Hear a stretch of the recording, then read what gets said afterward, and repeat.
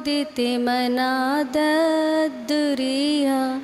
क्षणादासीत् स्वर्गी गुणगण समृद्धा सुखनिधि लभन्ते सदि भक्ता शिवि सुखि समाजं किमु तदा महावीर स्वामी नयनपथिगामी भवतु मे महावीर स्वामी नयनपथिगामी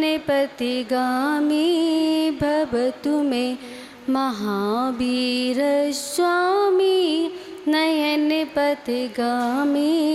भवतु मे।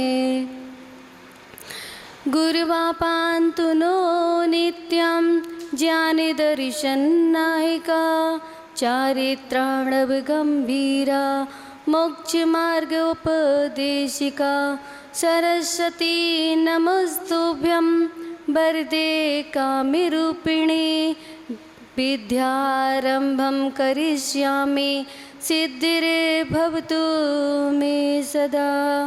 जय बोलिए देवादि देवी कजर्षि शांतिनाथ भगवान की। परम पूजनीय तपस्वी सम्राट आचार्य भगवंत श्री 61 सन्मति सागर जी गुरु महाराज की। परम पूजनीय मरसलगंज गौरव अक्षुण अंकलिकर परंपराचार्य श्री 61 सौभाग्य सागर जी गुरुदेव की। परम पूजनीय समता साधक ईश्वर संत मम दीक्षा गुरुदेव मम आराधक श्री सुरत्न सागराचार्य गुरुदेव की। द्वादशांग माँ चिन्हवाड़ी माता की। बंधुओं, हम सभी लोगों ने गुरु उपासना के माध्यम से अपने उन षटावश्यकों को समझने का प्रयास कर रहे हैं। और जब ये विषय चल रहा है षटावश्यकों का, तो उसी के बीच में हमारा सौभाग्य रहा कि हमें परम पूज्य आचार्य भगवंत सौभाग्य सागर जी गुरुदेव का पड़गान आहार विधि और आचार्य पदारोहण दिवस मनाने का शुभ अवसर प्राप्त हुआ। तो ये संयोग की बात होती है कि विषय ऐसा चल रहा है और उसमें गुरु उपासना का पूरा प्रैक्टिकल में करने का, प्रत्यक्ष रूप में करने का हमें अवसर प्राप्त हो। तो वह आचार्य पदारोहण दिवस हम लोगों ने बड़ी भक्ति भाव के साथ मनाया।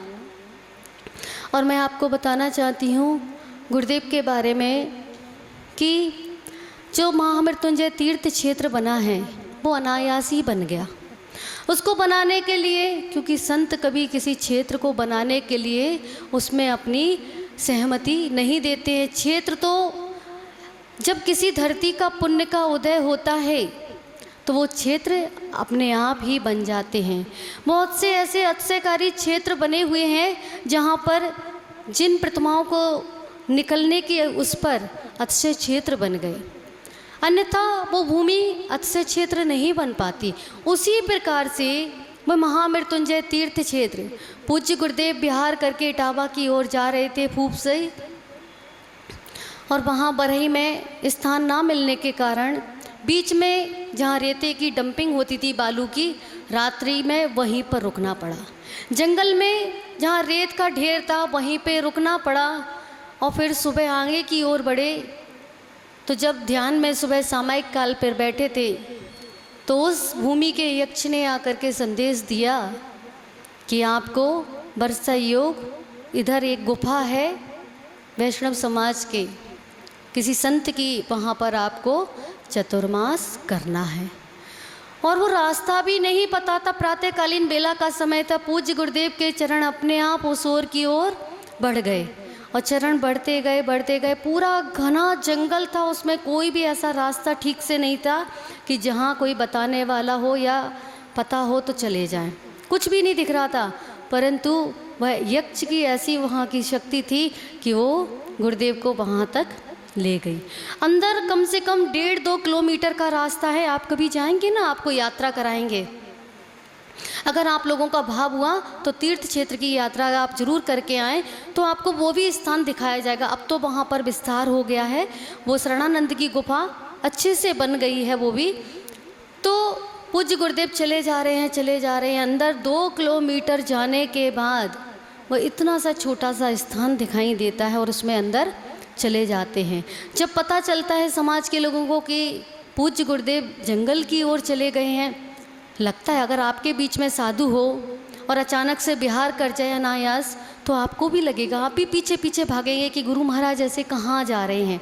मतलब बताने वाला कोई होना चाहिए। तो पीछे पीछे समाज भी पहुँचती है और गुरु के चरणों में पड़ जाती कि हे गुरुदेव, आप ऐसे घनघोर बियावान जंगल में यहाँ पर साधना नहीं करेंगे, आप पीछे चलिए। खूब समाज है, बरही समाज है, आगे 10-12 किलोमीटर पे इटावा समाज है, बड़ी समाज है। आपका चतुर्मास हम सभी कराएंगे और आप वहाँ पर चलिए। परंतु गुरुदेव का दृढ़ संकल्प हमेशा से रहा है। उन्होंने जब चलते हुए मार्ग में ही निश्चय कर लिया था कि चतुर्मास कहाँ करना है, इसी घनघोर जंगल में करना है। आप लोग कहते हैं ना कि चतुर्थकालीन, अगर आप पहले से जुड़े होते ना तो आपको 2013 में दिखा देते कि कैसी साधना पूज्य गुरुदेव ने उस जंगल में की। वहाँ पर जब बहुत समूह इकट्ठा हो गया समाज का, तो सभी ने बहुत निवेदन किया, परंतु पूज्य गुरुदेव आ रहे हैं, आप सभी लोग अपने स्थान पर। हाँ, और जब वहाँ पर पहुँचे, समाज ने बहुत आग्रह किया, निवेदन किया कि नहीं महाराज श्री, आपको समाज में ही चतुर्मास करना है। परंतु नहीं, गुरुदेव अपने आसन पर जाकर के बैठ गए और यही निश्चय किया कि यहीं पर मंगलमय चतुर्मास संपन्न होगा, और जिसको अगर मुनिराज के दर्शन करने हैं तो वो इसी जंगल में आकर के दर्शन करें। और वह पूज्य गुरुदेव वहाँ पर बैठे। बहुत नीचे जाकर के एक स्थान था, पूरा खुला हुआ था, पर एक गुफा सी थी छोटी सी, जहाँ पे उनके संत ने अपनी साधना की थी। तो वहाँ जा कर के बैठ गए। टूटा फूटा सा पाटा था वहाँ पर, एक फट्टा था लकड़ी का, वहाँ पर बैठ गए। तो वहाँ पर बैठे रहे। साक्षात लोगों ने देखा, इतने बिच्छू थे वहाँ पर, इतने सर्प थे, परंतु सब तो बाहर से ही देख देख करके दर्शन करके निकल आ रहे, बाहर ही बैठे रहे, पर नीचे जाने का किसी की हिम्मत नहीं हुई। और पूज्य गुरुदेव वहीं पर साधनारत रहे, वहीं पे साधना की। फिर लोगों ने आकर के कुछ व्यवस्थाएं बनाई, थोड़ी सफाई वगैरह करवाई, और वहाँ पर लाइट भी नहीं थी, क्योंकि मैं उस समय गृहस्थ घर में थी। तो मैं भी भिंड से पूज्य गुरुदेव के दर्शन के लिए अपने परिवार के साथ जाया करती थी प्रतिदिन। तो वहाँ पर लाइट भी नहीं थी। तो हम लोग कहते थे, आचार्य श्री आप कैसे यहाँ पर साधना करेंगे? तो उन्होंने कहा कोई दिक्कत नहीं है, साधना ही तो करनी है, कौन सा हमें यहाँ पर प्रभावना का माध्यम करना है, अपनी निज की साधना करनी है। फिर थोड़ी बहुत व्यवस्था बनाई गई और आचार्य श्री ने वहीं पर चतुर्मास कलश स्थापना की। और आप आश्चर्य करेंगे कि वह छोटे से स्थान में जिस दिन चतुर्मास की कलश स्थापना हुई थी, उस दिन वहाँ पे 10,000 व्यक्ति की भीड़ थी चतुर्मास कलश स्थापना में। अब पता नहीं वो भीड़ कहाँ समाहित हुई, कहाँ पर कैसे स्थान मिला, कोई व्यवस्था नहीं, कुछ नहीं। और वहाँ की अजैन समाज के द्वारा भोजन की व्यवस्था भी की गई, जैन समाज के द्वारा भी भोजन की व्यवस्था की गई, और बड़े भव्य तरीके से चतुर्मास कलश की स्थापना हुई। और जब चतुर्मास पूर्ण हुआ, समापन हुआ, तो वहीं क्षेत्र के जो स्थानीय समाज होती है, वहाँ उन्होंने प्रभावित होकर के पूज्य गुरुदेव से, जो सामने क्षेत्र बना है उनकी खुद की जगह थी, उन्होंने निवेदन किया कि ये जगह ऐसी ही पड़ी है, यहाँ पे डाकुओं का इलाका बोला जाता है, आपके चरणों में हम निवेदन करते हैं कि यहाँ पे अपने परमात्मा का कोई स्थान आप बना दें, जिससे कि यहाँ की जो वातावरण है वो अच्छा हो जाए। क्योंकि कहा जाता है कि जहाँ जहाँ जिन देव की दृष्टि जाती है वहाँ वहाँ सुभिक्ष हो जाता है। आप लोग पढ़ते हैं ना कि जैसे जैसे तीर्थंकर परमात्मा का विहार होता है, समोपसरण चलता है, तो जहाँ जहाँ जाते हैं वहाँ दुर्भिक्ष नष्ट हो जाता है और सुभिक्ष वहाँ पर हो जाता है। तो उसी प्रकार निवेदन किया गया। पूज्य गुरुदेव वहाँ पर पहुँचे और वहाँ जाकर के रुके, और यकीन मानना कि आज तक का वहाँ का रिकॉर्ड है उस क्षेत्र का, किसी के सामने कोई व्यक्ति, क्षेत्र कमेटी या कोई भी स्थानीय समाज कभी किसी चंदे के लिए नहीं जाती, वहाँ पर कभी किसी चंदे के लिए नहीं जाती, क्षेत्र निर्माण के लिए, किसी के लिए। वहाँ पर आप जैसे धनाढ़, आप जैसे धर्मात्मा, बहुत से ऐसे महानुभाव आते हैं जो आकर के वहाँ की व्यवस्थाओं को बनाते हैं, और वह क्षेत्र इतना विशाल रूप में बन करके तैयार हो गया। कभी किसी के सामने आयोजन भी होते हैं ना, तो कभी किसी के सामने कोई रसीद कटने के लिए कोई नहीं बैठता। जिसको देना है गोलक में डाल के जाता है या स्वेच्छा से बोल के जाता है कि हम ऐसे ऐसे यहाँ पर ये करा देंगे। तो बंधुओं, कहने का मात्र मेरा ये इतना सा कहने का तात्पर्य है कि जब जिस धरती का पुण्य होता है तब वहाँ पर तीर्थंकर भगवान के जिन देव के जिनालय अपने आप बन जाते हैं। किसी को बनाने की आवश्यकता नहीं होती। आचार्य भगवंत ने कहा भी है कि वह धरती, वह स्थान, वो क्षेत्र पूजनीय हो जाता है जो किसी महान पुरुष की तपस्या से वो सुशोभित हो जाता है। जहाँ तीर्थंकर भगवान के कल्याणक हुए उन स्थानों को हम पूजते कि नहीं पूजते? पवित्र है कि नहीं हमारे लिए? हम लोग जाते हैं, उन स्थानों के दर्शन करने जाते हैं, क्योंकि वह महान पुरुषों के उन कल्याणकों से पवित्र पावन भूमि है, इसलिए हम लोग उस भूमि को पवित्र मानते हैं। तो ऐसे ही वो क्षेत्र अनायास बन गया, सिर्फ मात्र उसमें पूज्य गुरुदेव की प्रेरणा रही, क्योंकि लोगों का भाव था। क्योंकि वो स्थान बीच में ऐसा स्थान पड़ता है कि जब इटावा से कोई संत निकलते हैं तो बरई में अक्सर उनको स्थान कम मिल पाता है, क्योंकि आजकल क्या होता है, समाज धर्मशाला बनवा लेती है, उसमें क्या संत निवास नहीं, विवाह निवास स्थान हो जाते हैं, वो विवाह स्थल हो जाते हैं। उनमें शादी विवाहों की आयोजनों की जो बुकिंग होने शुरू हो जाती है। तो इस कारण से वह महामृत्युंजय तीर्थ क्षेत्र बीच में बना है। फूप से कोई संत आता है तो क्षेत्र पर रुकता है, वहाँ पर आहारचर्या संपन्न होती है। और इटावा से भी कोई संत आता है, भिंड की ओर जाते हैं, तो वही महामृत्युंजय तीर्थ क्षेत्र पर उन संत को वहाँ पर रोका जाता है और वहाँ पे उनकी पूरी व्यवस्था और आहारचर्या की जाती है। ऐसा वो क्षेत्र बन के बीच में तैयार हुआ कि जहाँ पर संतों को बीच में रुकने के लिए दिक्कत आती थी ना, आज कोई भी ऐसा व्यवधान किसी भी संत को, किसी भी परंपरा के हों, कोई भी महाराज हो, और ऐसा भी नहीं, कभी कभी वैष्णव संत भी निकलते। अभी कोरोना हुआ था ना, तो वहाँ पर अफरा तफरी, मतलब भागा दौड़ चल रही थी, कौन कहाँ इधर से वहाँ जा रहे थे, तो वैष्णव धर्म के संतों को भी वहाँ पे आश्रय दिया गया। सभी को वहाँ पर जो भी यात्री लोग निकल के जाते हैं उनको सभी को स्थान दिया जाता है। ऐसा वो क्षेत्र बन के पूज्य गुरुदेव की प्रेरणा से बन के तैयार हुआ और लगातार पूज्य गुरुदेव वहाँ पे साधना करते रहे।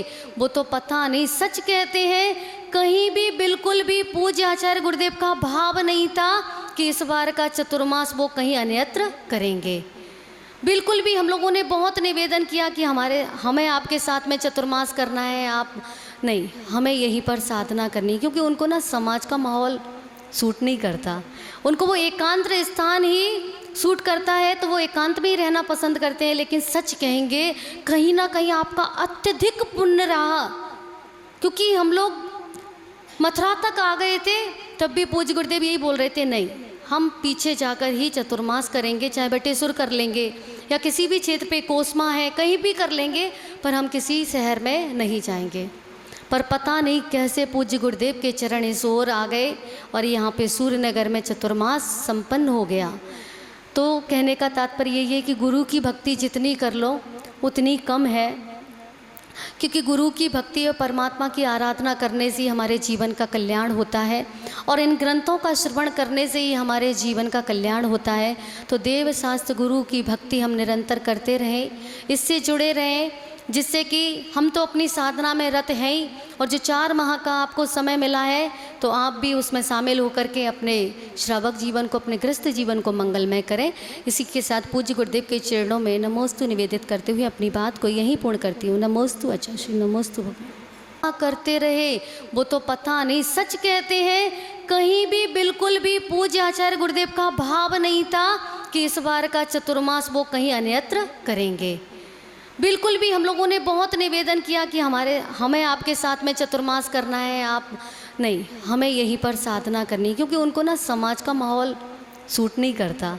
उनको वो एकांत स्थान ही सूट करता है, तो वो एकांत में ही रहना पसंद करते हैं। लेकिन सच कहेंगे, कहीं ना कहीं आपका अत्यधिक पुण्य रहा, क्योंकि हम लोग मथुरा तक आ गए थे, तब भी पूज्य गुरुदेव यही बोल रहे थे, नहीं, हम पीछे जाकर ही चतुर्मास करेंगे, चाहे बटेश्वर कर लेंगे या किसी भी क्षेत्र पे कोसमा है, कहीं भी कर लेंगे, पर हम किसी शहर में नहीं जाएंगे। पर पता नहीं कैसे पूज्य गुरुदेव के चरण इस ओर आ गए और यहाँ पे सूर्यनगर में चतुर्मास संपन्न हो गया। तो कहने का तात्पर्य यही है कि गुरु की भक्ति जितनी कर लो उतनी कम है, क्योंकि गुरु की भक्ति और परमात्मा की आराधना करने से ही हमारे जीवन का कल्याण होता है और इन ग्रंथों का श्रवण करने से ही हमारे जीवन का कल्याण होता है। तो देव शास्त्र गुरु की भक्ति हम निरंतर करते रहें, इससे जुड़े रहें, जिससे कि हम तो अपनी साधना में रत हैं ही, और जो 4 माह का आपको समय मिला है तो आप भी उसमें शामिल होकर के अपने श्रावक जीवन को, अपने गृहस्थ जीवन को मंगलमय करें। इसी के साथ पूज्य गुरुदेव के चरणों में नमोस्तु निवेदित करते हुए अपनी बात को यहीं पूर्ण करती हूँ। नमोस्तु आचार्य, नमोस्तु भगवान।